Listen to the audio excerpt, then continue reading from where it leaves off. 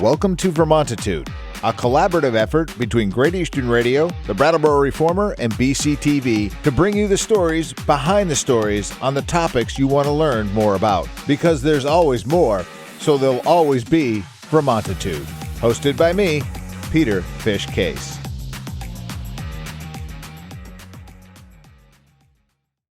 Welcome to Vermontitude. New episodes drop every Tuesday and can be found by going to vermontitude.com, reformer.com, brattleboro.tv, and locally on Comcast Channel 1078. We come to you from our studios at the Innovation Box on Landmark Hill. I'm Peter Fish Case, and each week I cover the topics that are of concern to Windham County and the towns that reside within its borders. Joining us today, Alyssa Hunt, who is the new executive director of the Boys and Girls Club of Brattleboro. Welcome. Thank you so much for having me. All right. So we had a nice chance to chat before we went on, but unfortunately, we were the only people who could hear it. So let's go over some of that again. You come from, as we discussed, you sort of come from all over the place, but most recent? Most recently, I was just outside of Philadelphia in South Jersey. I was a 7th grade public school English teacher last year.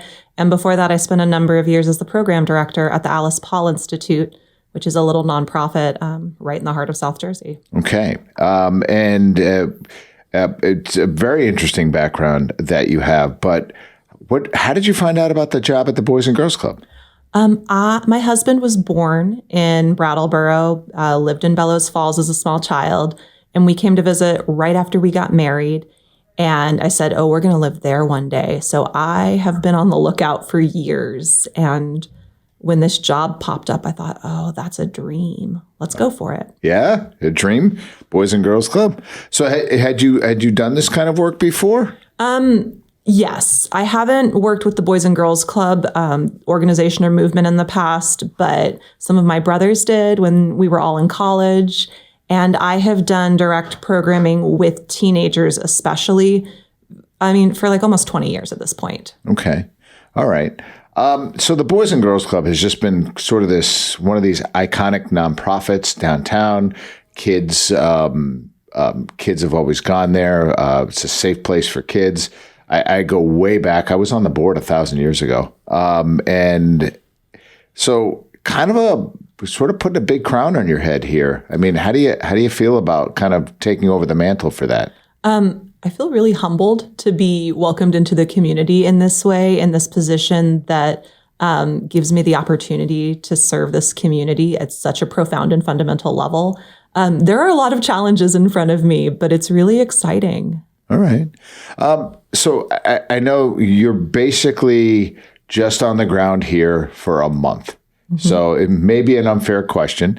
Answer it as broadly as you want or as safely as you want. But what's your favorite thing? What are your favorite couple of things that the club does right now for these kids? The club gives kids a space so if you're familiar with this concept of third places, it's where you get to go that you don't have to spend money. You're not working. You're not in school. There's no requirement of cash or initiative. It's just a place you get to exist. And the Boys and Girls Club is a third place for kids. It is where kids can come talk to each other, have relationships with adults who aren't required to take care of them. That's so important. These mentoring kind of friendships that they get to have. But at a specific level, like the Boys and Girls Club is such a cool place. This one especially. There's a skate park. There's a bouldering wall. There's a music studio. There's a stage with what I hear is one of the best sound systems in Windham County because Dave Snyder wired it up for us.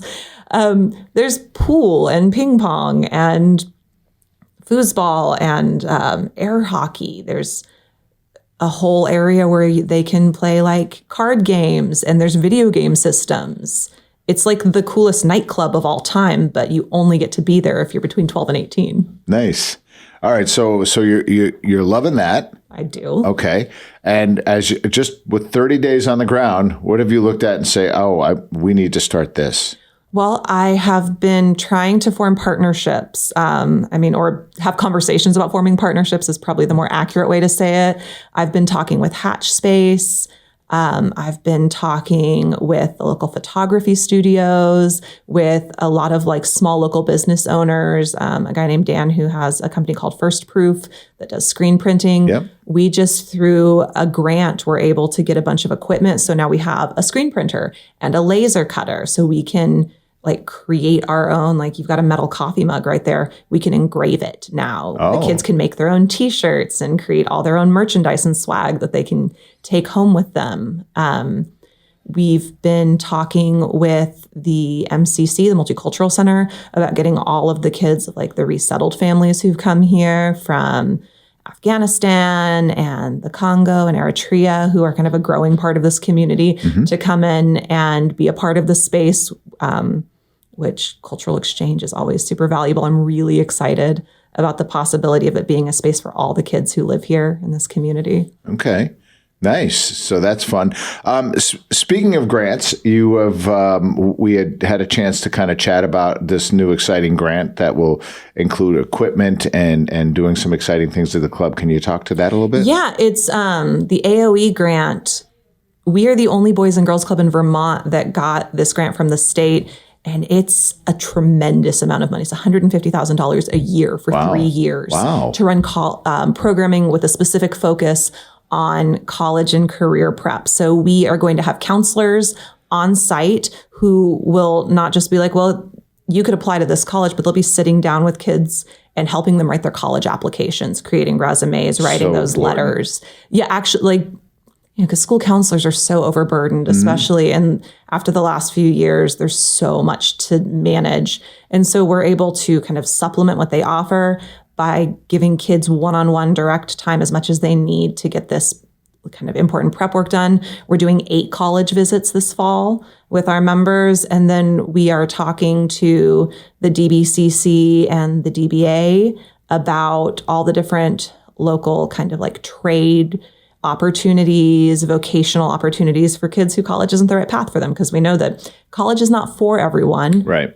And there is such a need here. I mean, everywhere, but I keep hearing as I'm talking to people about the profound need for people who can step out of school and go straight into trade work, all the businesses that kind of need successors to come in and take over and keep these longtime Brattleboro businesses going.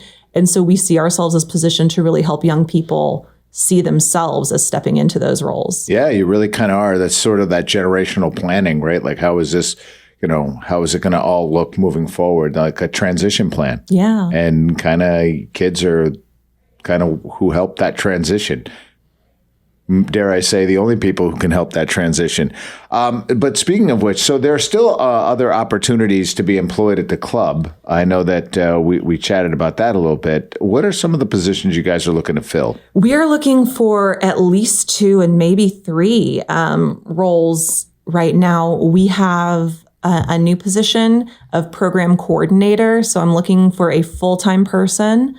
It'll be like 32, 35 hours a week to come in, work with the kids, be on site at the teen center as staff, but also to really kind of take ownership of all the programming we offer, to talk to the kids and the community about what they want, so that we can make sure that the opportunities the club is providing are the ones that people actually are interested in exploring. Sure. We also need another teen center staff, someone who will just be there from 3 to 7. Monday through Friday, hang out with the kids, supervise them, make sure that things are going smoothly, that everyone's where they need to be. And we have, for people who want to come to the club, we provide door-to-door transportation. Like, we have 3 vans. We pick kids up from school, high schoolers, junior high. I did not know that. Yeah. Anyone who wants to come to the club, we can get them there. And there's also, for people, if you don't want to be there from 3 to 7 and take our transportation, I was just talking with the woman who runs the Mover. Yep. And all of their bus drivers are background checked. And they do monitoring so that they have the same stringent standards that the Boys and Girls Club do, to make sure that everyone they employ are safe people for the community members to be around. Okay. So these are just some of the things you're hoping to fill here in the next few weeks. Got to get going. I mean, you got a lot on your plate right now. Just a few things. Just figuring out this new community. You're here, and then you're moving to your new home. Congratulations on that. Yeah. And then of course running. Like I said, this is like the Boys and Girls Club's a kind of a linchpin place for our downtown, especially for our kids. So good luck in the role and some of these initiatives that you want to roll out. Is there anything else that that you need at the club that maybe we can help you with? Well, we can always use volunteers. If you just like to be around young people, like to support the community, we can always use people who are willing to just hang out at our front desk and buzz people in. We are kind of trying to figure out the sort of mammoth task of how we get more food into the club, because some of our members tell us that after school, what they eat when they come in our doors is the only meal they get for the rest of the day. Food insecurity touches every community. And so trying to figure out how we get more food support and maybe even a meals program. I know that former members I've talked to said the club used to feed dinner 6 nights a week, and it would be a dream to see that going again. All right. We also do have a big fundraiser coming up. Going the Distance is the Boys and Girls Club big fundraising bike ride every year. It's not a race. It's just a distance bike ride. There's road and gravel paths. It's going to be September 21st, and people register for free to do the bike ride, and then kind of like a Relay for Life, if you're familiar with that. People sponsor them and say, well, I'll give you $50 for doing this 50-mile bike ride. Right. And then at the end, there'll be a big party. We're going to have a reception at the New England Youth Theater, and there'll be, food and maybe a bounce house. We're trying to get a bounce house. Okay. We had a lot of fun at National Night Out last week, and I feel like a little kind of community festival vibe would be really nice. Big balloon arch for the cyclists to ride through when they finish the distance. So if you are a cyclist or know anyone who is, or if you have a business and would like to sponsor our cyclists or just our organization, you can find all that information on our website, or you can reach out to me directly. Okay. Very good. Alyssa Hunt, thank you for jumping on Vermontitude today. It's a pleasure to have you in our community and running such an important part of our community, keeping those kids safe and giving them a space in which they can kind of grow. I, for one, speaking just for myself, truly appreciate that and your energy behind doing that. Well, thank you so much for having me. It's a real pleasure to be here. And I hope to meet every one of you out there listening soon in person. All right. Thank you.